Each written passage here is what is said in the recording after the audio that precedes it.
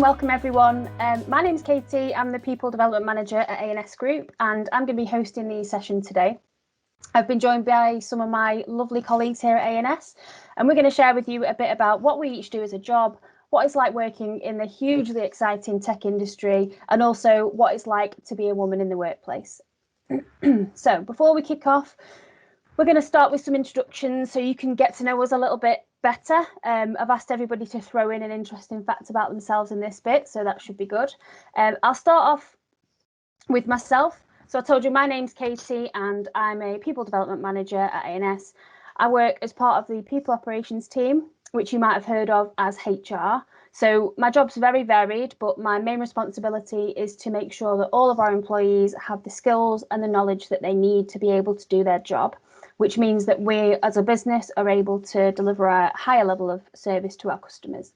So some of the things I do day to day include researching and recommending learning resources, sourcing and booking training, booking exams, and identifying what skills we need as a business. I also organise and coordinate apprenticeships at A&S, and I work on various different projects to help improve employee engagement. So my interesting fact is that when I was 18, instead of going to university, I went to live abroad in a country called Andorra, which is on the border of France and Spain. And I had no idea what I was doing. I wasn't earning a lot of money, but it was one of the best times of my life. And I learned so much, got loads of general life experience, and never, ever regretted not going to university. So that's me. I'm going to move on now to Fiona, if you want to introduce yourself. Yeah, thanks, Katie. Hi, everyone. So my name's Fiona Lim, and I'm an Alliances Manager here at A&S. The best way to think about alliances is partner management. So I work between sales and a lot of our vendors. So you may have heard of like Microsoft, Amazon, Google, those types of technology companies, to make sure that basically business runs really smoothly between our sales team and those vendors. So if they launch any new techie products, I help the business take them to market and really just facilitate some of the stuff that we do on a day-to-day basis. Let's see, the interesting fact about me is I actually have an allotment. So I grow a lot of my own fruit and veg. I've got some crazy chickens that tend to follow me everywhere. And the idea being is I try to grow as much as I can for the house and for the kids that I've got at home. So that's me. Thanks, Fiona. I'd love to have chickens. Okay, Ellen, do you want to go next? Yeah, hi, I'm Ellen Morgan. I work as a Senior Project Manager here at A&S. Now, that's been part of the Professional Services team who deliver the technology to our customers. So things like clients that may be moving to the cloud, etc., from on-prem. So my day-to-day is speaking with clients, developing plan, looking at risk, working as part of a group to deliver that project. My interesting fact is I also had chickens once, Fiona, and they do follow you around everywhere. They're like little mini dogs. They're very cute. I also never went to university or anything like that. And I'm also quite into wasteful plastics and things like that. So I get all my milk from like a milkman, so I can reuse the bottles and we don't have to use plastics. I'm quite into like not using plastics as a person. Very eco-friendly. Yes. And then Lily.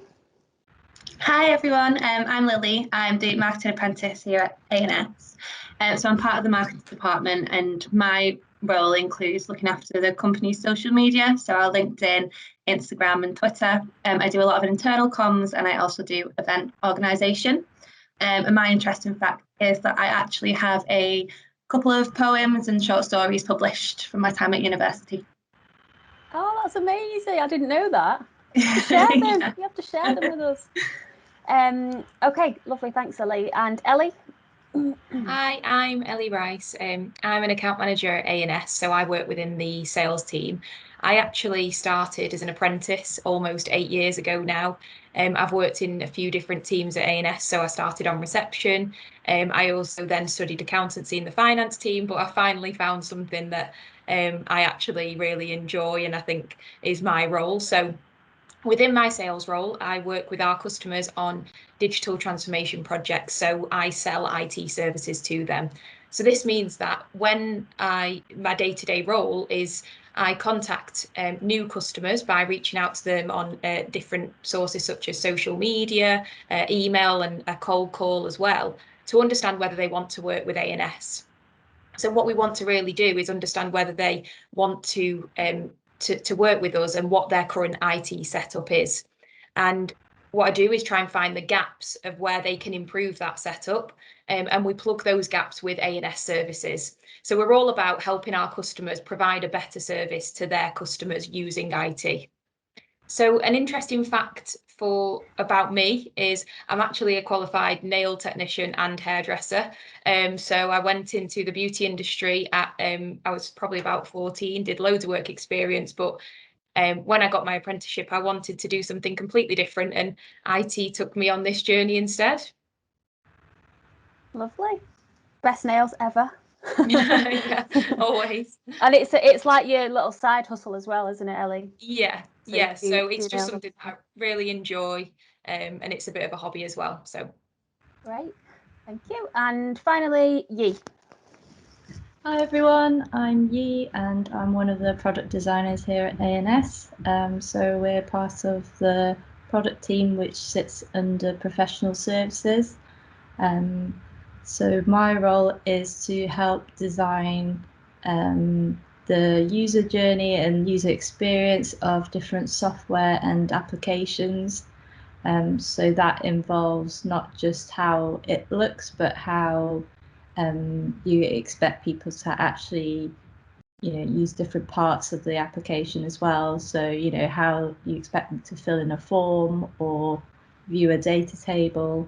And so we're kind of involved from the early stages with the customer, trying to figure out their requirements for their project.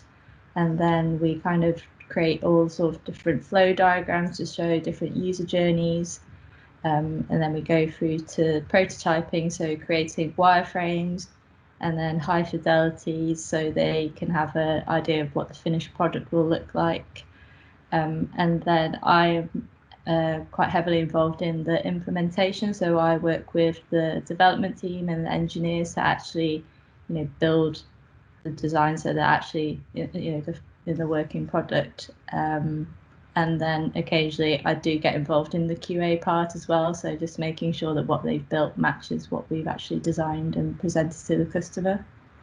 An interesting fact about me is that I'm trilingual, so I can speak 3 languages fluently. So I speak English, Cantonese and Hakka, and those 2 Chinese dialects. I think there's about 52, so I'm never going to be able to manage all of them. But my plan is to actually start learning Welsh because I live in North Wales, so I think learning that would be quite useful, especially because my toddler's learning it at nursery, so then I can understand some of what he's saying.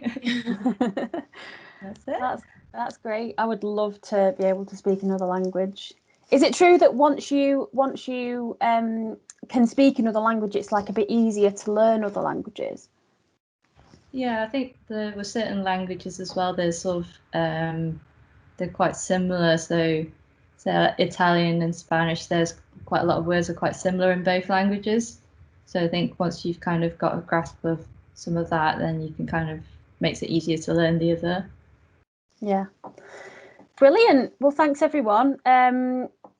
Great introductions there. So we'll get into questions now, and I'm going to carry on with you, Yi. So tell us a little bit more about your job as a product designer, and like how did you get into it? Is it a creative role? Like what kind of what was your route into your job? Yeah, I mean, product designer is quite a broad role. It's kind of like in some companies, it's kind of like a UX designer or UI designer, and normally product designer, you kind of expected to kind of know both those areas. So what's UX and what's UI? So UX is user experience. So you're focused on how the end user for a product is going to interact with it, like what kind of the reasoning why they need to use that product, how you can kind of maybe encourage more people to sign up to use a product. Whereas the UI side, which is the user interface, is just sort of how it looks, the sort of visual aspect of it. But yeah, so some places you'll have people that specialize in one or the other, but normally if you're a product designer, you tend to kind of bridge both those areas. And depending on the size of the company and the kind of projects they do as well, you might be expected to know how to code as well. That's not always the case, but if you have at least a basic understanding of that, that will help you a lot. Because so my route into it was that I graduated with a degree in illustration, and then from that I kind of moved into print design, and then web design, and then web development, front end development, which is kind of the development for apps is split into two areas. So you've got front end and back end. The back end is all the things that sort of happen behind the scenes that make sure everything works, but you don't necessarily see it. And then the front end is what's presented to you as the user. And so that's how I got into product design. So because I've got that development background as well, when I'm designing something, I always think about how it's going to be built and how the design choices I make will influence how much time it takes to build something, or how much what they call technical debt might be incurred. So obviously you want to keep that as small as possible, so that the developers don't have to keep going back and fixing things or maintaining things. Great. Sounds like a really interesting job. I'd like to do a day in the life, I think, of what you do and see the kind of products and things that you work on. I'd love to do that. So you work in quite a male-dominated department, don't you? I would say, there's more women coming up in the dev world, and it's becoming much more of a thing for females to get into, because there is that creativity side. But what is it like working with your colleagues who are predominantly male? I think it's been fine. I don't notice anything, that sort of, that might be different than working into a less male-dominated environment. I mean, that just might be me, because I'm just kind of like, as long as you're working with people that are all, doing their best and working hard and have the same goals in mind, it doesn't really matter who they are. So I don't see that, there's not that much of a difference.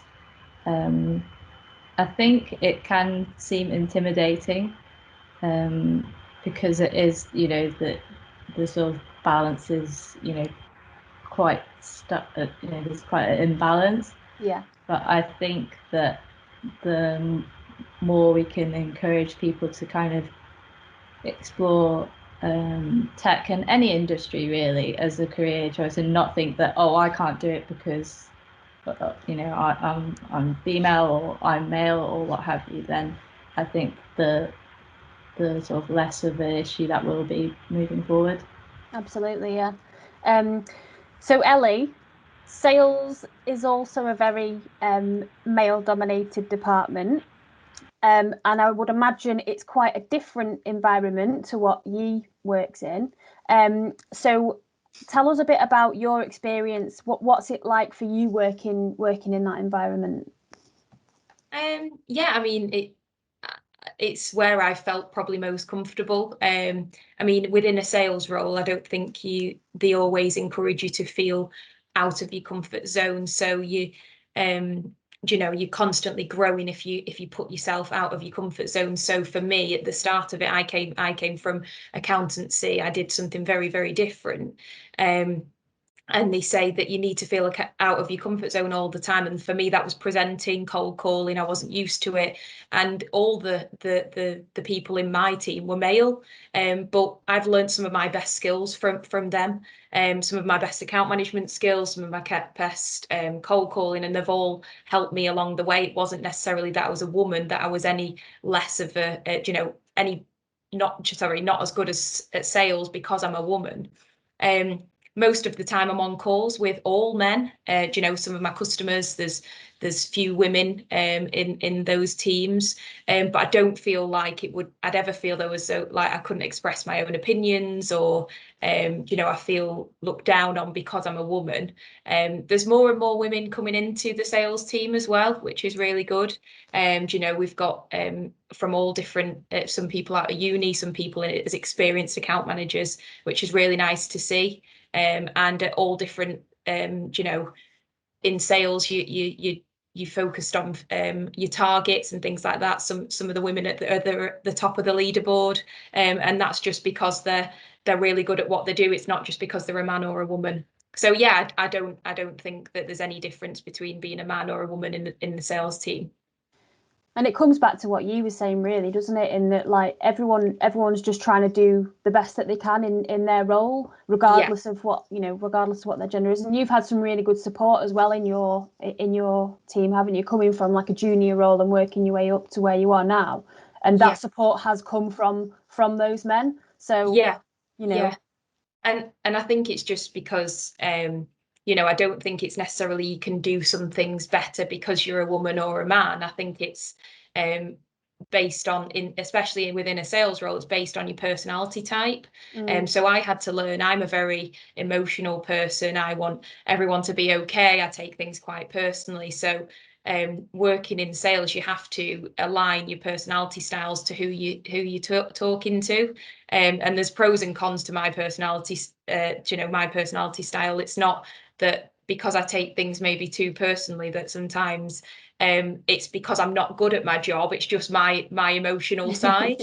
It's, and a big thing I learned from most of my peers, which are males, is that when you get, when you are cold calling, you get told no so many times, and that's just because our services probably aren't best fit for that customer who I'm calling at the time. It's not that I'm no good at what I'm saying or no good at what I'm doing. I don't think it's necessarily like a gender specific trait. I think it definitely boils down to who you are as a person and like your personality traits. Yeah, I think you might have answered part of my next question, to be honest. Is there anything in life or at work you feel you do better because you're a woman? Oh yeah, that's a question that's come. That's a question that's come from the youth zone as well. So so no, well, no. Well, I guess if you look at painting nails, I've had my boyfriend try and do my toenails the odd time, and they're absolutely horrific. But other than that, no, it's I think it just, like as I said, we definitely look at personality profiling within the sales team, and it's really really key when you're trying to sell into a customer, that you're understanding how they will react. And if I get on a call and they are similar style to me, then we have a chat for about half an hour, and then we go into what I'm actually supposed to do in the meeting. That's just who I am. So no, I don't think I do anything better just because I'm a woman. And final question on sales: what is the best part about working in the sales team, working in sales? I would say it's really, really rewarding. So the harder you work, the more you benefit from it. So for me, the more money I want to earn, the harder I work. It's really, really diverse. So no one day is the same. Not everyone's money orientated. That's fine. You don't have to be in a sales role. It's just about what you want to do in your day-to-day job. You might really enjoy presenting to customers. You might that might be something that you really enjoy. I had to get used to that. I had to get used to the daily aspects of cold calling. Sometimes you get some rejection, but it's really, really diverse. Some days I'm speaking to customers all day. Other days I'm working on admin and working with the internal teams, working with Fiona, working with our partners. But one thing that's always consistent and that I really enjoy about working in sales is you're constantly learning, and especially in technology sales. IT is such a fast-paced industry, and it's forever evolving, so there's always something new to learn. That's great. And I think that the responsibility, you know, if you do want to earn more money, the responsibility is on you, isn't it? Definitely, you know, yeah. It's under your control if you want to make that money. So that's a real benefit. Okay, thanks, Ellie. We're going to move on to Lily now. So, Lily, you are marketing apprentice, aren't you? I am. So what I want you to do is tell us, marketing is quite a broad kind of thing, isn't it? There's loads of stuff that comes under that umbrella. So what does a marketing department do, and what are some of your day-to-day activities? Yeah, sure. So the marketing department as a whole is responsible for creating and distributing images and messaging and ideas that best communicate the brand or the company that they're working within, so that their values as well. And a big part of that is ensuring that it stays the same across all departments within the company, that the messaging isn't getting mixed up or miscommunicated.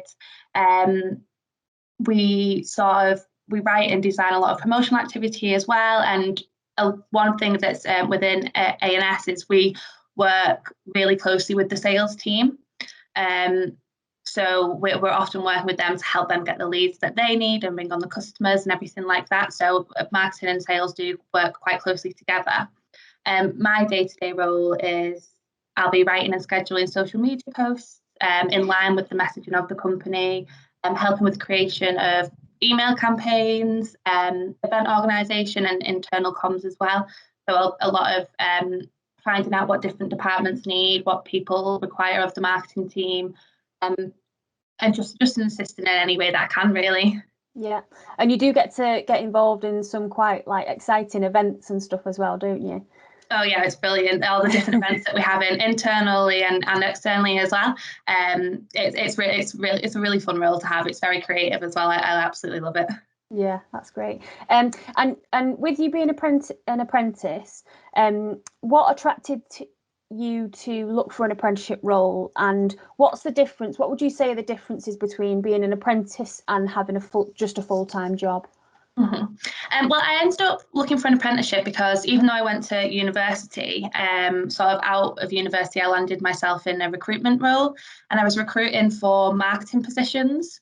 And I found that I was always much more excited about the positions that I was finding other candidates for than I was about my actual job. But from doing that recruitment role, I realised that marketing is what I wanted to go into. And I also understood how competitive it could be, how much experience a person needs. So even though I've gone to university before and sort of the idea is that you're done with the studying and then you go and get the big job, I knew that I had gaps that I needed to fill within my skills. So I knew that an apprenticeship was the best way to go about that. So that's why I was looking for an apprenticeship. But the main difference between sort of an apprenticeship and then actually having a job role, I'd say, is the primary focus of a job is the work performed. But for an apprenticeship, it's the training provided and the dedicated time that you have to put towards studying and learning. Yeah, that's great. Thank you very much, Lily. Someone who isn't new to tech, Fiona. So, Fiona, you've chosen to work in the IT industry for over 10 years now, but you don't work in a role that's traditionally techie. So what's kept you in this industry for so long? I think it's a really mixed bag, to be honest. So I've been in the IT industry for 10 years, I think now, and I've done a real mixture of roles within that time. So I started off kind of being an internal account manager and then an account manager similar to what Ellie's obviously doing now. So for about 8 years, I was in sales and I worked with customers. And I think it is the diversity of the kind of customers that you work with. So they might be in the NHS, they might be in education. I did also work in London with a lot of the banks as well. So a lot of the customers were in banking, which I found when I was in maybe my mid-20s was really exciting. And I got to go spend a lot of time in London. and socialise and do those things, which I really enjoyed as part of the job. And now I've moved into partner management and alliance management, which really suits my lifestyle currently. I don't have a sales target, so that's where it's different to Ellie now. And it's really about how I can improve relationships in the business between sales and our vendors. And I really like that element of the job. So, and I'm not going to deny it as well, like based on my skill set. So I have an English degree, which when I came out of uni, I had absolutely no idea what I was going to do with it. I chose the degree because I liked it. I did about 12 hours a week and I didn't know what to do with myself when I was actually learning. So based on my skills, like IT actually pays really well compared to other industries. So that's a definite positive. But also tech is always changing. So as Ellie says, you're never talking about the same thing day in, day out. Every year it changes, technology changes, and so do the skills. So it's been really interesting, to be honest.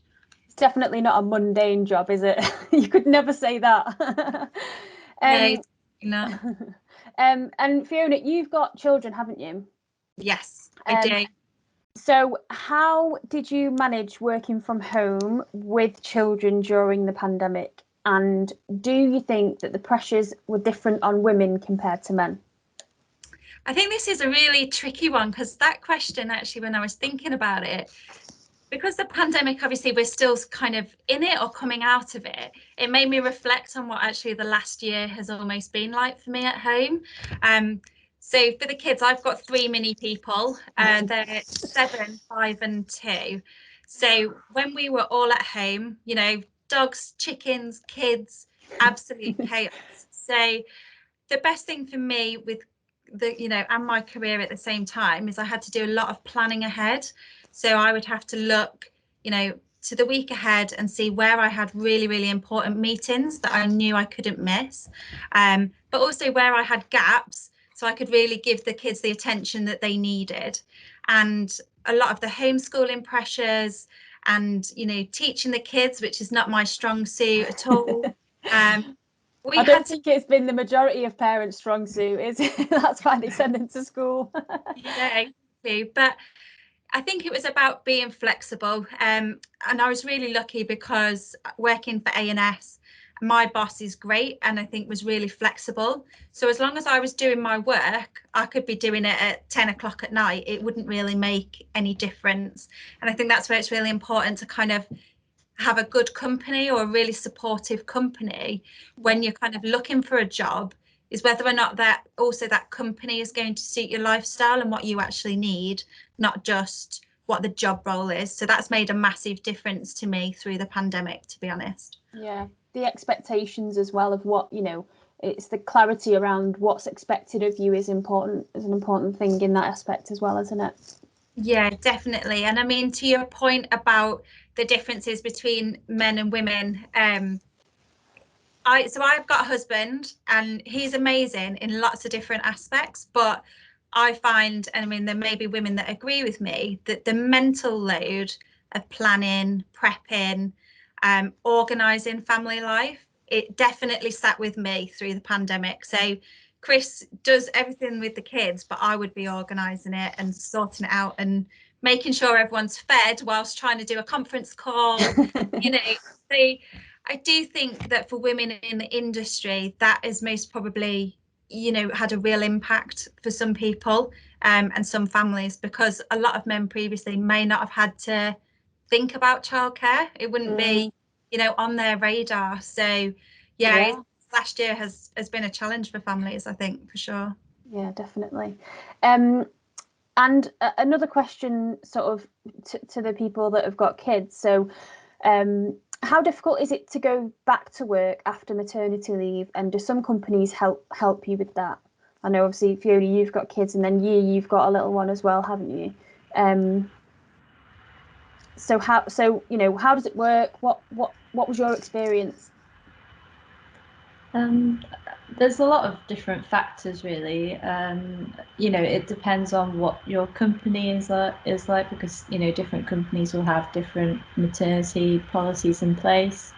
You know, some places might give you, say, I think it's like 6 weeks like a percentage of your pay, and then after that you get like the statutory pay, maternity pay, up to, I think it's the 30 something weeks, 32 or 3 weeks, and then obviously if you choose to take longer than that off for your leave, then it's unpaid.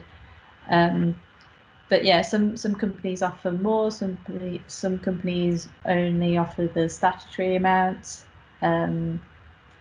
Yeah, there's a lot of factors like that, but it also depends how long you wanted to take off. So I decided to take a year because my son was my first pregnancy, my first baby. So I thought I probably need to take that amount of time just to figure out how to look after him. Because we don't have like family close by, so it would just be me looking after him, and I thought it'd be better if I take that amount of time, and if I decided to go back early, then that it was easier to do it that way around than ask for, say, 6 months and then tell the company afterwards, oh, actually I need more time. I felt that wasn't, that was a bit unfair to them, because then it affects how they can plan things as well. But yeah, I think it's quite different, like 24/7 with baby, and then suddenly like going back to work can be quite a shock. But I was quite lucky in the fact that I had some annual leave left over, so when I started back it was kind of almost like I was part-time. So I was started out at doing 2 days a week to begin with, and then eventually I was back full-time about a month or so after. Sometimes people do like a phased return, don't they, where they'll do 2 days for a couple of months, and then they'll do 3 days and gradually build it back up to wherever they might need to get to. And with you saying about the length of the maternity pay as well, quite a lot of companies now will in their job adverts, they will actually have it listed in what their maternity pay is and what they agree to pay you. So something to look out for if you are looking for a good company to work for. Anyone that has an extended maternity pay period is a good thing. What about you, Fiona?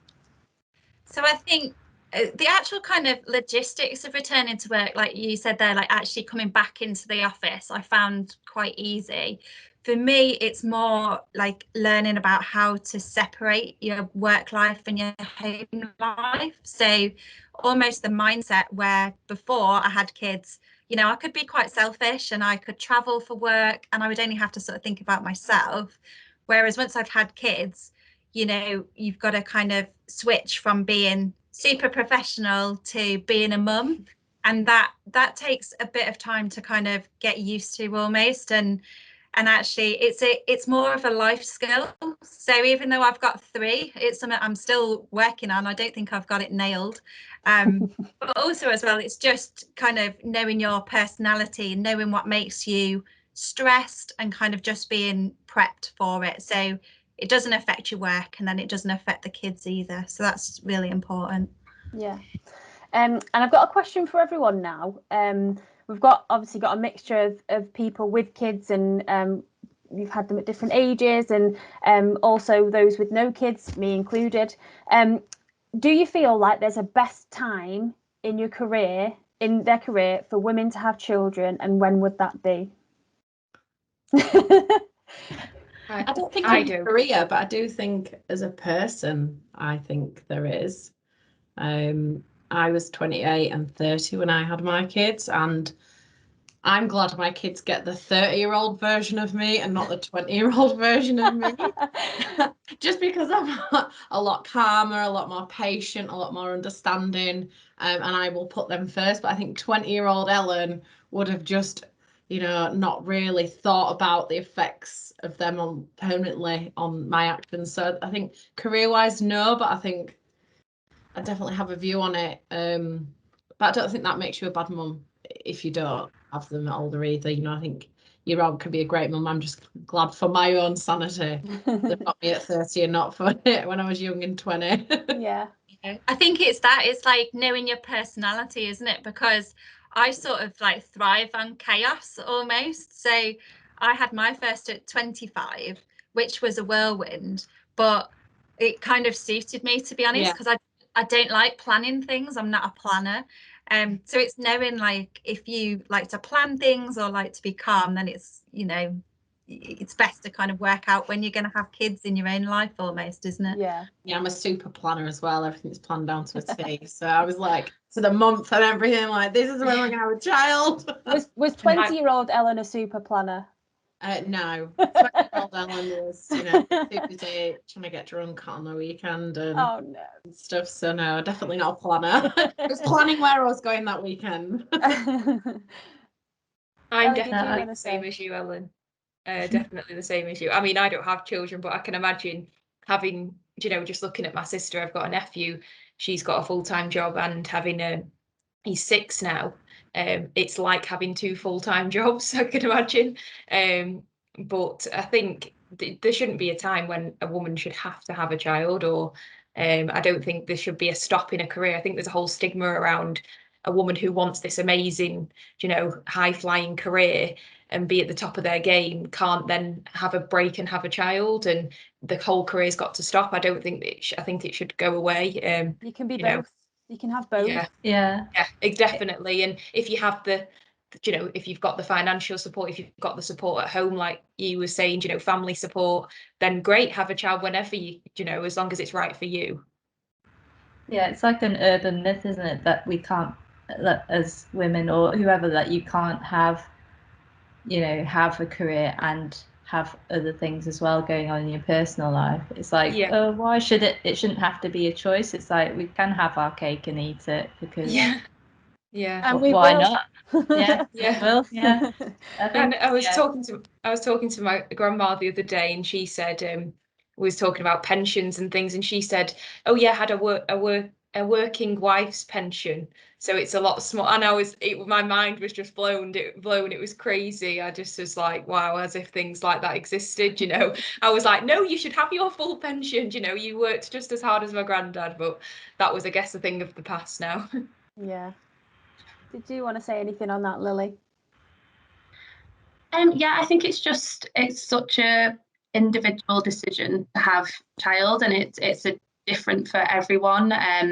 So I don't think that there is the best time in anyone's career to have it. I think it's just such much more personal than that. And like the others were saying, it shouldn't, the choice to have a kid shouldn't define or change your career goals or aspirations or where you get up to your career. It's not a case of, once you have a kid, your career then has to be put on hold, or you have to take a more softer approach to it. I do think it's possible to have both a really good, successful career in children, and I don't think there is a perfect time.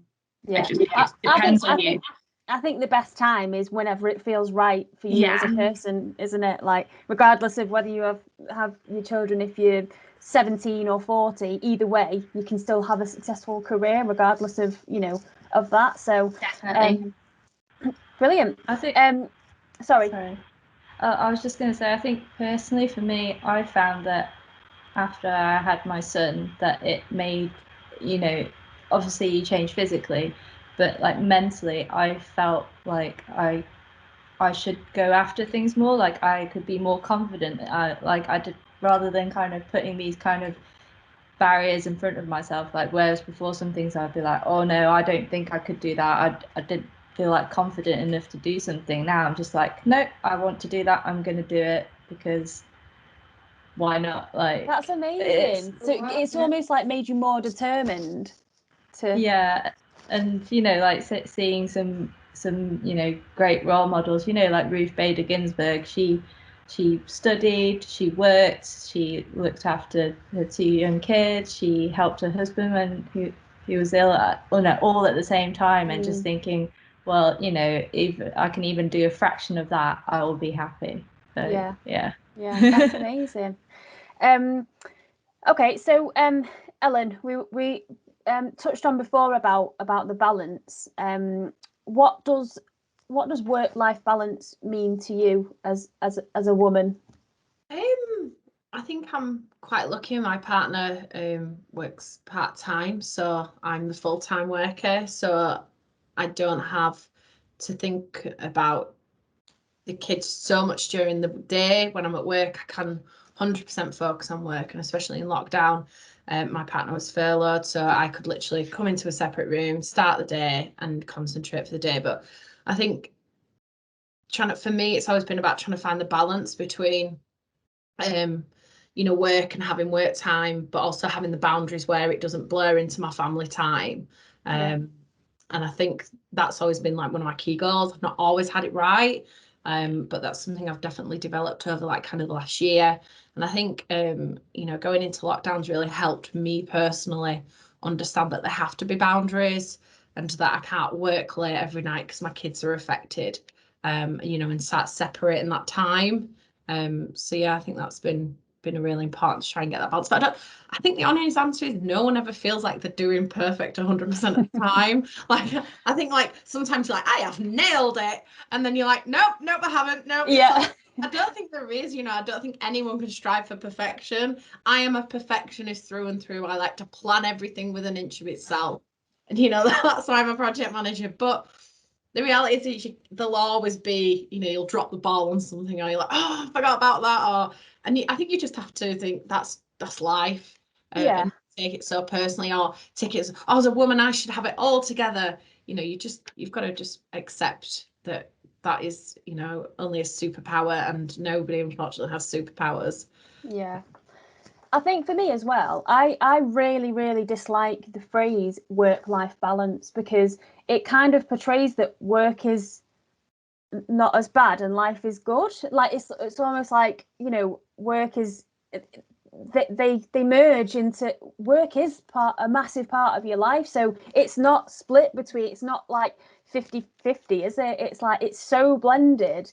And I think if you enjoy your work, it's you don't need to have that. Obviously you need to have boundaries because you need to concentrate on your kids, or your dogs, or your life, or whatever, but it needs to be, it's a fundamental part of your life. So you need to enjoy it, and it can't be that thing that you're just waiting for 5 o'clock to get away from, like, because it's no life to live, that really, is it? It's just such a huge, so I like to just have like balance in your life rather than work life and work and life. It's so ingrained in the ingrained in each other. So yeah. So Ellen, your role as a project manager, what skills do you need to become a project manager, and would you recommend it as a career? I personally would, but I might be biased. But much like Fiona, I started in IT 15 years ago, and I was in sales for 7 years of that, doing account management, traveling up and down the UK, etc. But I decided I wanted to take it down a different route, and that was project management. I really loved organising things, and I loved lists. But in terms of skill set, that I think's vital for any role really is communication. And I think that's just a vital skill in life really, because if no matter what job that you would like, communication will get you that job, going for your interviews, applying for those, speaking to recruiters, but communication will help you learn that job as well. You'll be able to ask people for help in the right way. So just not being scared to communicate to people. And I think, definitely when I was younger, we didn't really have Facebook. I didn't have this texting wasn't a thing. You had to, you only had 160 characters, so you couldn't really say much. So, like I didn't have that. Whereas I think nowadays that is more common. So I'd have to pick up the phone and speak to somebody. You couldn't email. There wasn't such a thing. And I think, but that's done me well, in the long run. So I've never been scared to just ask questions. So I think just communication is probably the key skill for no matter what job you want to do. It's a skill to have. Yeah. And what skills would you encourage young girls to try and get to prepare for their future career? So I want to ask this for you as somebody who's been in a job for for a long time, but also to Lily as well, who's like fairly new to the working world. With you saying the communication, obviously a lot of communication now is done through Snapchat and you know, what are the other one? I don't even know. I'm too old. TikTok, Instagram, you know, all these communication, but it's not as people aren't talking to people as much. So are there any skills you would encourage girls to try and get to prepare for their career, but also on the communication side, where does that fit in? I think in terms of communication, not being scared to call people. So, you know, silly things that you can do, ringing to book your own appointments. If you get a bill through, don't email them, just try ringing them. Because I think a skill with project management is you have to tell people bad news a lot, you know, or that things are not great, or you've got to tell them something, and you can't just put that in an email, you've got to ring them. So I think just doing the basics will help you pick up the phone and not be scared. And it always seems scary, but I always think with fear you grow. And I think what Ellie was saying earlier about that comfort zone, and just thinking, right, instead of sending an email about this issue, I will phone them today. And what's the worst that can happen? You ring them up and it goes horribly, you put it back down again and you just ring them back. No, the same person's probably not going to answer if it's a call center. So you can just put the phone down, or you can even say, sorry, I lost connection. You know, you don't, you literally can just cut it at any point. So that is such good advice. I love that advice. Yeah. And other skills, I'd say, what other skills would I say? Multitasking. I'm a big multitasker. I love multitasking. I even do it in my own house. Like, I'll be like, right, I'll go do that while I'm doing this, and I'll try and do loads of things at once. But it's almost like a game. I play with myself, like, how much can I get done? So, but I do think it's a skill that women tend to have more than men. It doesn't mean it's exclusive, and that every woman has it and no men have it. But I do think I've very much noticed PM have to multitask a lot, and that women tend to have that skill stronger from the offset than men. But that's, you know, you can't generalize because it's not a set rule, as it were. Yeah. But I think you can use that to your advantage, can't you? Especially in a role like a PM, where you do have to spin many plates. Yeah, definitely so. And what about you, Lily? Have you got any ideas on skills that you think would be useful?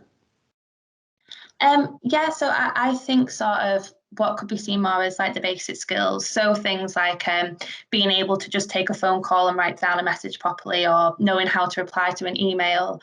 I think those types of skills and gaining confidence in them will help you with whatever role you go into, whether it being a barmaid at a pub or working in a big corporate company in an office. I think there's real value in those sort of more basic skills, but also sort of having the confidence to just hold your hands up and say, I don't know what you mean by that, or I think I've misunderstood this, because for me it's massive in terms that if you don't know how to do something, ask for help, because it's always going to be better that you get more understanding first and then attempt it and do it wrong than it would just be attempting it and it wrong and then someone saying to you, why don't you ask?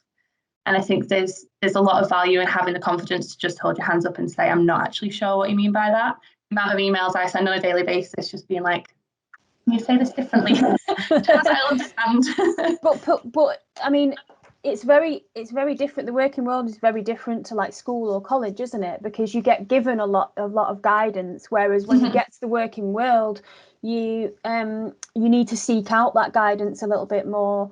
So that's great advice. I think that's brilliant. Yeah, I think being able to admit that you don't know something, people would rather you do that from the get-go and then they give you the right information than you do it all, you know, spend a day, 2 days working on something and then it's wrong, and then, you know, you're back to square one, but with a really, you know, irate manager or you know, or colleague or someone like that. So that's brilliant advice.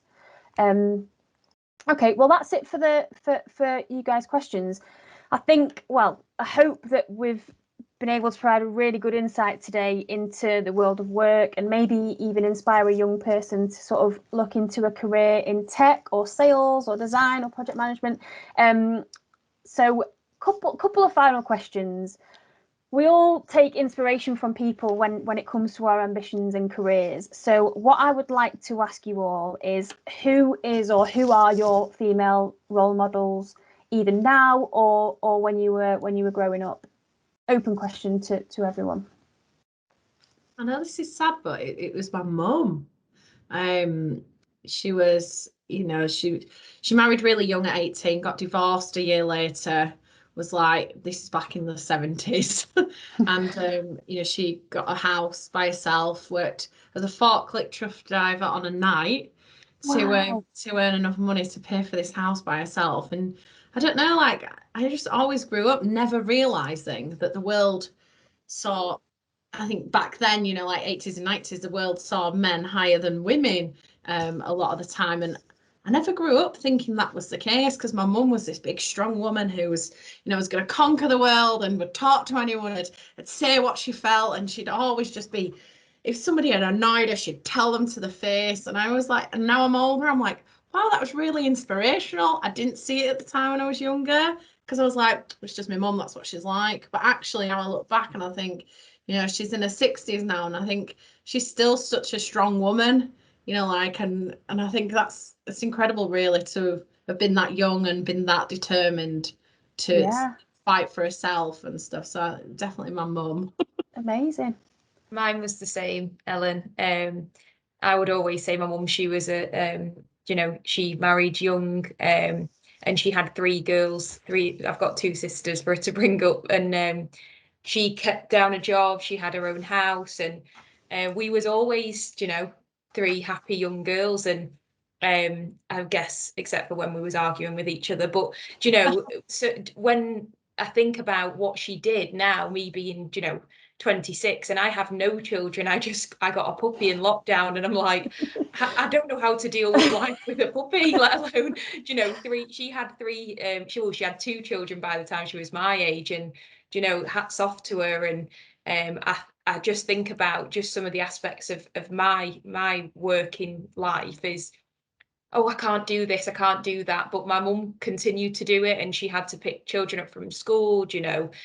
So if she could have done it, then I can do it. And like Ellen said, you don't realise it at the time. I just wish I would have told my younger self, she's not embarrassing, she's really cool, and like, you know, she's amazing, and you know, she's this just really strong woman. So yeah, definitely my mum.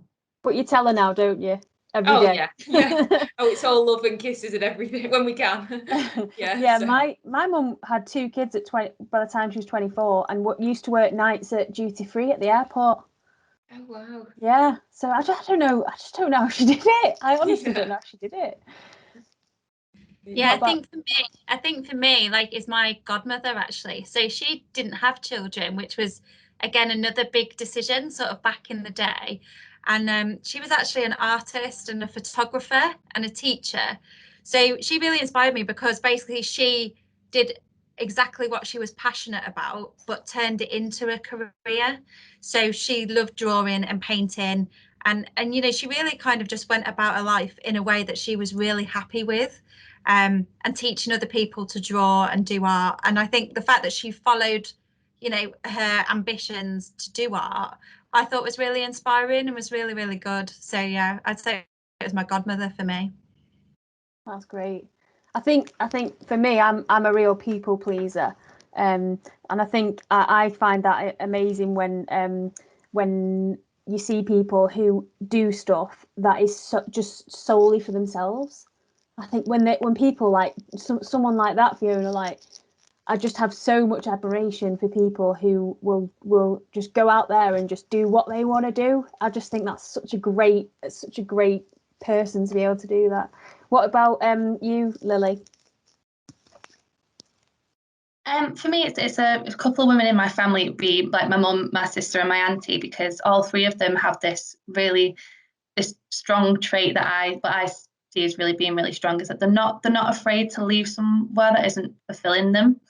So if they're in a role and they decide that they don't enjoy it or whatever they're doing with their life, if it's not for them anymore, they'll do what they need to do to get the skills to move into something else. And I just think there's something really brave about that, because you can so easily get stuck and get comfortable somewhere.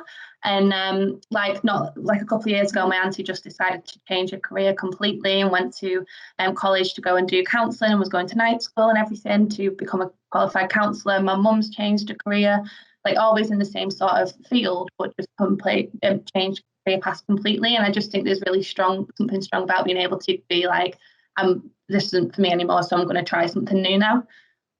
That's great. And you? I'm pretty much the same. So it's my mum, because so she, when she was in her 20s, and she had me and my sister, and we were both sort of under, less than 3 years of age, and she had to look after us on her own. Like, my dad was still living in Hong Kong at the time, and he was working over there, and my mum had moved to the UK because her parents were already over here. And so she was working part-time and then looking after the two of us, and then doing that all on her own without hardly any help. And she, the options she had work-wise were quite limited, because she didn't have she only had sort of almost a high school level of education. And so she just did whatever job she could do. And I think since sort of becoming a mum myself, I think if I hadn't have gone through that, I wouldn't then have realised how much I appreciate my mum and all the things that she's done, all the things she's sacrificed over the years. And actually, just like, I appreciated my mum beforehand, but now I've just got like a whole new level of respect for her. Yeah, and because at the time as well, like with some sort of Chinese families still, there's very much an onus on having sons, and obviously my mum had two daughters, and apparently one of our older relatives at the time said something like, "Oh, you should try again, have another one." And she just turned around to him and was like, "Are you gonna have it then?" So I like how she's like can be quite outspoken, and she's never been afraid to kind of voice her opinion. And I think that's really good, because sometimes I think we kind of worry too much about offending people, or you kind of censor yourself, and actually sometimes that's not the healthiest way to be. Yeah, absolutely. Not being authentic either, are you? Yeah. Yourself too much. Yeah, it's like you want to be honest, but like you have to do it without upsetting people too much. So I'm going to throw a bit of a curveball. Mine's not mother or godmother based. I wanted to just share who my role models are, and I'm gonna say that my colleagues and other women working in the industry, and other women succeeding in work, whatever their vocation might be totally different to mine.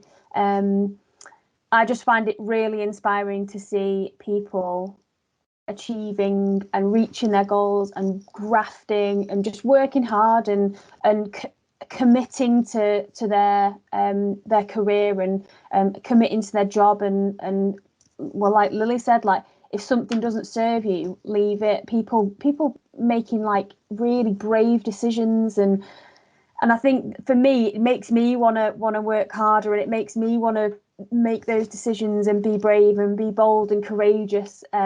So yeah, my role models are people who are in their career and just they're committed to it. So that's mine.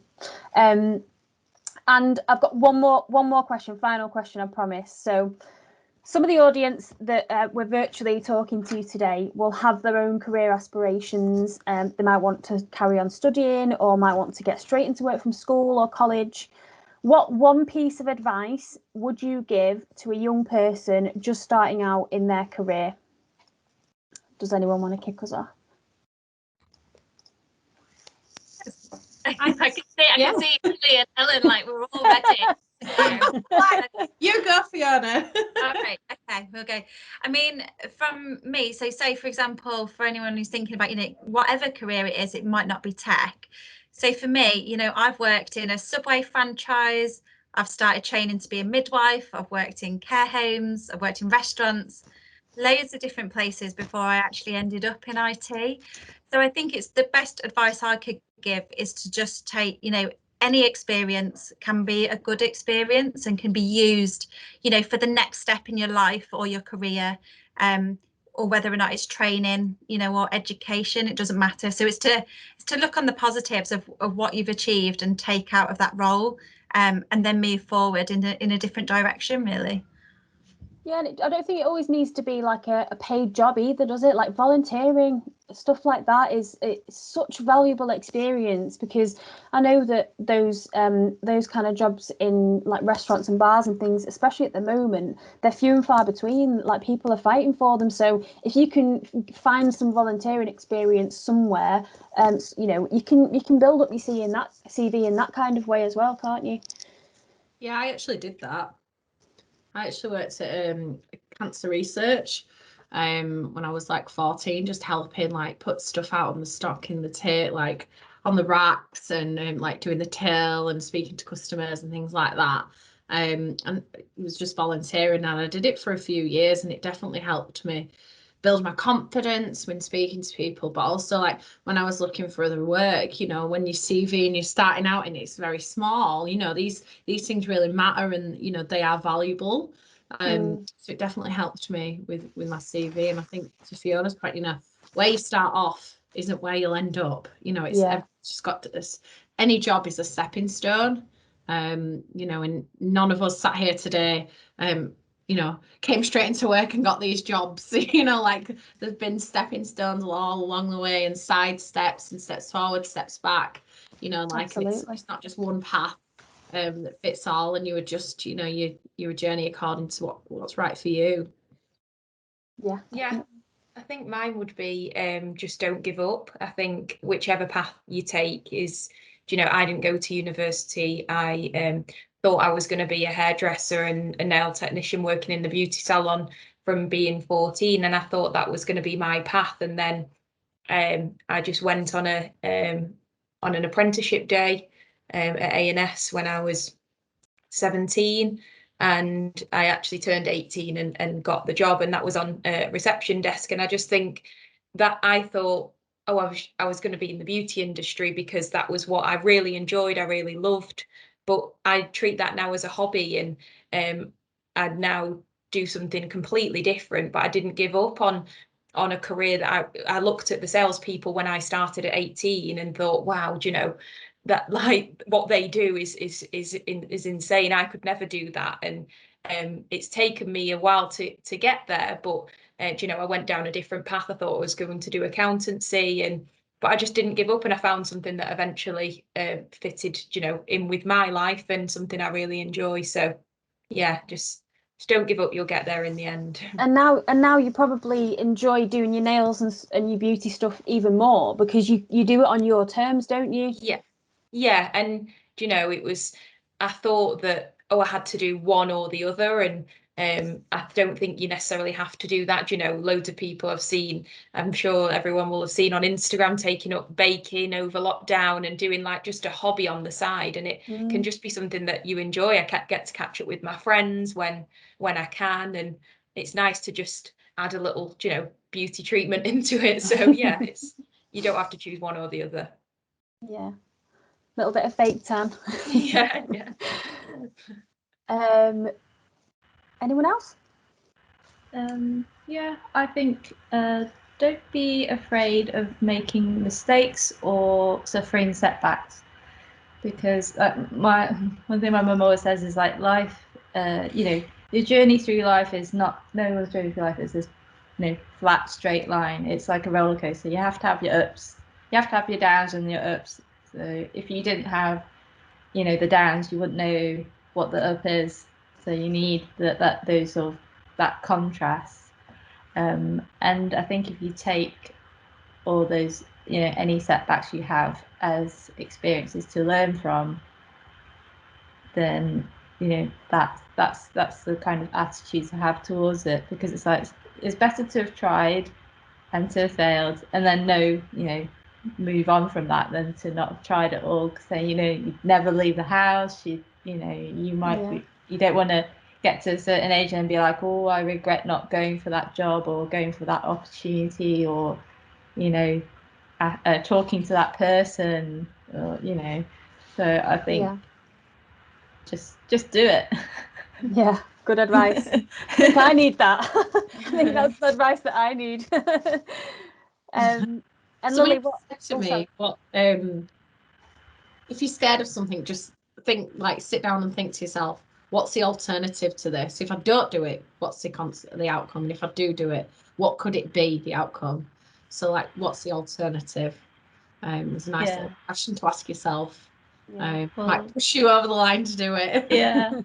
Well, I'm petrified of public speaking, so I'm like, oh yeah, I'll volunteer and do this webinar thing. That sounds like that's not crazy at all. So, it's that comfort zone thing, though, isn't it? Like pushing yourself to that outside your comfort zone again. Yeah, and it's just like, if I do it, what's the worst that could happen? I might make a fool of myself, but does it really matter? Not really. So absolutely. Yeah. And Lily, what was yours? Your advice? Sorry, what was that? Your advice. So one piece of advice you would give young people just starting out in their career. Did we do yours already? Have I already asked you that? No, I did drop off because my kittens somehow find the way back in and mess with my router and took the internet off completely. So life. Yeah, but my piece of advice, and someone might have already said this, it would just be do whatever makes you happy. If you're not sure what you want to do or where you want to go, that's okay. You're only young, so just follow what you enjoy doing. And if you end up getting into a role or a job and you decide you don't enjoy it, you can change your mind. It's no matter what age you are. So that would be my piece of advice. Lovely. And my one was that something that's really important at A&S is that attitude is everything. So if you approach everything you do in life, but especially in work, with a good attitude, it goes a long way, and it'll take you really far. So being positive and approaching things with passion and enthusiasm is so important, and it's what employers want to see, isn't it? It's what might just make you stand out to bag you that job. So talking about things enthusiastically and showing your passions, whether that be for the actual job or just passionate about things in your life, I think that's really important, and having a great attitude towards work is really, really important. So lovely. So thanks so much, everyone, for sharing your stories and your thoughts with me and with the audience watching. I hope that we've been able to show that there are so many different jobs out there, and some that won't necessarily show up on a careers quiz or at a careers evening or on an early careers website. There's so much stuff out there, so just get out there and keep looking and set yourself up for success. So thanks to you guys for watching, and who knows, we may end up working together one day. Cheers, guys. Thanks. Bye. Cheers. Bye.